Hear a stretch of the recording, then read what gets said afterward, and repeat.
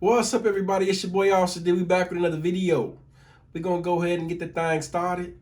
Today we're gonna be talking about the hiring process. What's it like from start to finish with applying to be a police officer? Now, obviously every jurisdiction will be a little different, but majority of it is pretty much the same. All right. So how it started for me. So I was in college at the time, and I was all right. So a little backstory about me. So I was in Police Explorers with the city that I'm from, right?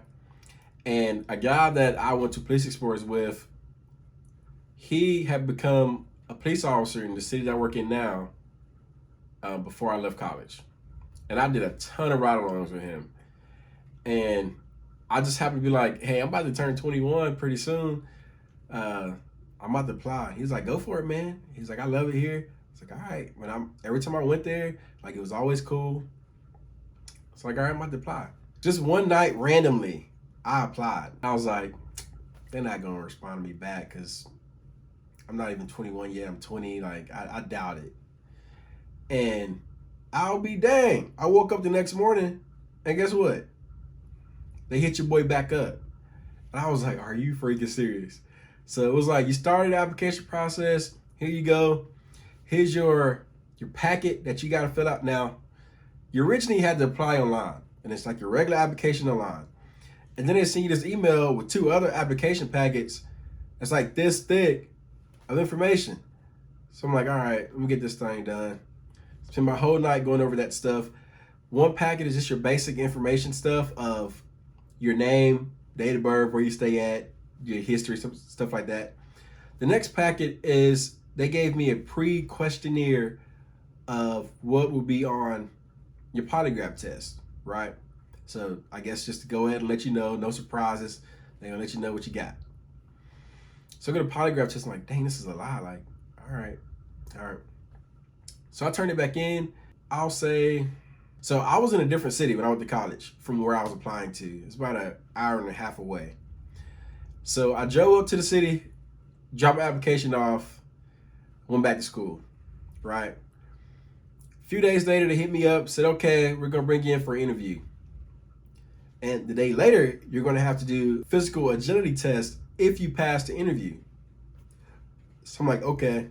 But they didn't really tell you how to dress up in the interview. They just said, come some type of, I don't remember the exact words. They didn't tell you how to dress. So I was really like nervous about even going in there, to be honest. So I'm like, all right, I'm just gonna wear a suit.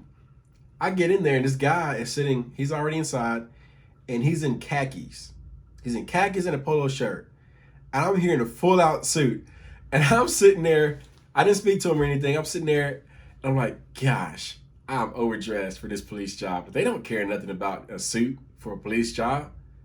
So I'm sitting there like, dang it, I just messed up. Like I was really thinking about trying to go change, but I wouldn't have had enough time. And I stayed an hour away. So I was like, dang, I messed up. Well, this guy just happens to speak up and he's like, dang, I feel really undressed. And I'm like, dang, I feel overdressed. I was sitting here thinking the same thing. And he's like, nah, he's like, man, I think you did good. Like I just feel redressed. I was like, all right, well, that makes me feel a little better that he's feeling like that, considering I was just feeling like I was overdressed.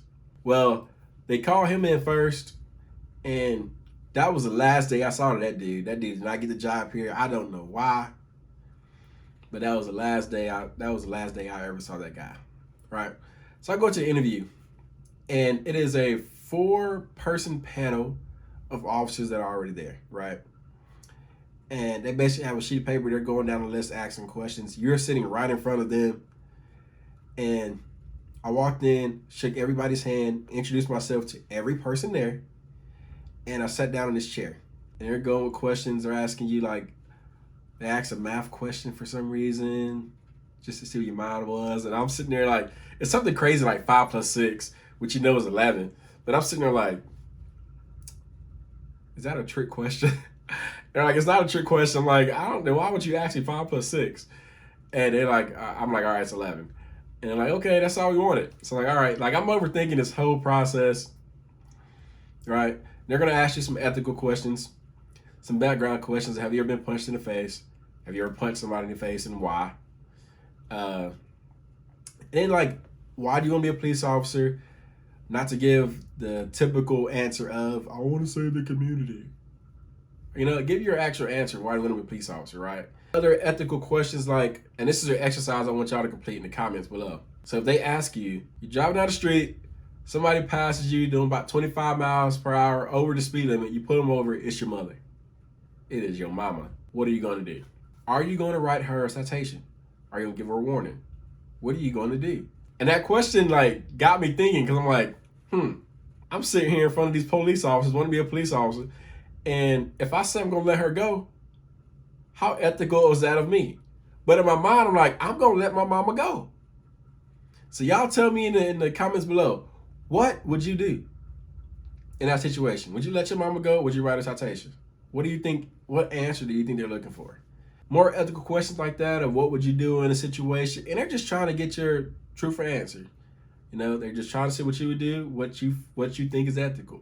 So after that, I'm like, I don't know how I did. I walk out and the recruiter lady's like, all right, we'll be in contact with you. They said you did a great job. I'm like, you ain't even been in the room yet. How do you know that? Like, she was outside the room. So it's like, how could you just tell me that? You haven't been in there yet. But okay. So we'll get in contact with you. I think she called me or emailed me one and said that your agility test is tomorrow.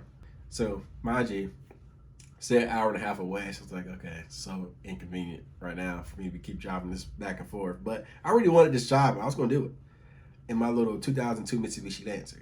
So I'm at the school, drove up the next morning. I think it was like 7 o'clock that morning. It was raining that morning, so they put the agility test inside. Me, one of my best friends now, another one of my best friends now. Crazy part is all three of us went and took this test the same day. We all got hired at the same day. We're still here. We're on the same team. We're just about the same team working now.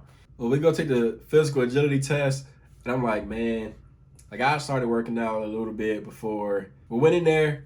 Like, okay, the one girl that was with our group decided, or they picked that she was going to go first, right? And this is one of my friends now that I still work with now. And one of my other friends, like this freaking douchebag, who's like this army guy, and she completes it, and he's like, dang, man, she can complete it. You know we can. So I'm like hyped. I'm like, okay, I'm glad you got that type of confidence in me. I completed it. I don't remember what the times were or anything like that. It was so long ago.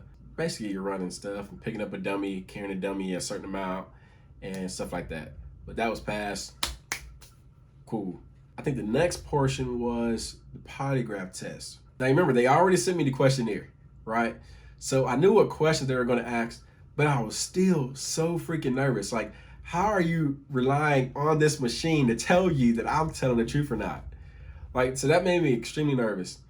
So I went in, and mind you, this is a month interval between the last thing we did. So the agility test, I had to wait a month. And they kept saying something about the polygraph examiner had to polygraph other people and all types of stuff. So I had to wait a whole month. Man, that killed me waiting that whole month. I'm like, I'm ready to get this thing going. So I go in there and I waited a whole month, like I said, right? So my nerves already bad. I go in there, they're hooking me up to this thing. And I got to give it to the polygraph guy because he was very much cool, right? Made me relaxed as much as I could be, knowing I was still getting on this polygraph test, which would determine whether or not you got this job or not, right? And since the beginning, they've always been saying, like, you know, make sure you're very truthful, tell the truth. Polygraph will determine that. And I'm like, you putting all this trust into this machine. That's crazy. It's like one little thing can say I'm lying about something, and then I'm out of a job, right? So I was already nervous about going in there. They don't ask you every question on the polygraph questionnaire. So basically, the questionnaire is broken down into group sections. They'll go down in a group. Did you read that group section? Yes. Did you answer all questions truthfully? Something like that. Yes. If there's any deviation that they think on the machine, they'll go down each question in that group individually, right? So let's say the group one was, did you read all the ethical background questions? Yes. The machine says something of like, okay, we're going to go down each one of those lists by one, each question under that ethical background question section, one by one. I think there was 2 groups that we had to do that with, and I was like, this motherfucker think I'm lying. And he said something about, did you look up any, like this was midway through this polygraph thing. He's like, did you look up anything about the polygraph test? I was like, I looked up a YouTube video of like how to come in and prepare for polygraph test. And he said, okay, you didn't look up any tricks or hacks or anything, did you? I'm like, no. And so like he continues. He's like, I feel like you're trying to trick my test. And I'm like, what?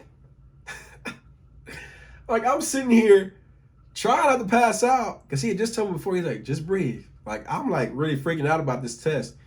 He's like, just breathe. So I'm sitting there like this. He's like, I feel like you're trying to. I'm like, man, listen. This test got me freaking out. I just want to get this thing over with. I'm not trying to do nothing to this test. We finished the test. It all turned out good. He didn't tell me that day, though. He's like, I got to send it off to the chief, something like that, and they'll get back in touch with you. So for the next few days, man,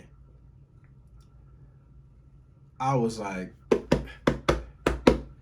my heart, it was thumping. But came back, did good. Don't forget, like, share, subscribe to the video. I got more videos coming. Subscribe to the video. Like it, comment. Remember the exercise I said I wanted y'all to, that question I wanted y'all to answer in the comment. Answer that for me, and I'll see y'all in the next video. Deuces.